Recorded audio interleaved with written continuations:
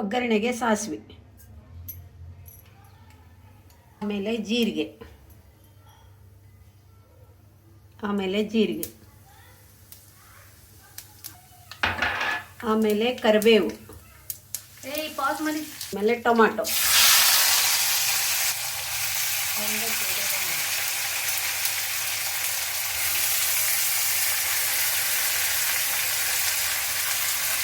Tomato ಆದಮೇಲೆ ಸ್ವಲ್ಪ ಹುಣಸೆ ಹಣ್ಣು ಕಾಯಬೇಕು.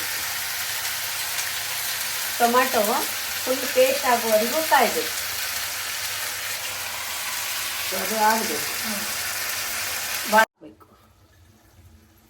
ಆಮೇಲೆ ಹಸಿಮೆಣಸಿನ ಪುಡಿ, ಆಮೇಲೆ ಅರಿಶಿನ, ಅಳತೆಯಲ್ಲಿ ಇರುತ್ತೆ. ಆಮೇಲೆ ಇಂಗು,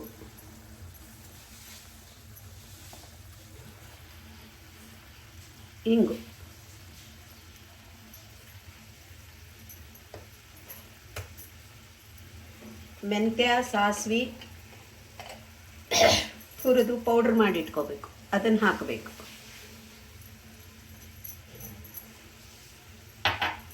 ರುಚಿಗೆ ತಕ್ಕಷ್ಟು ಉಪ್ಪು ಹಾಕಬೇಕು.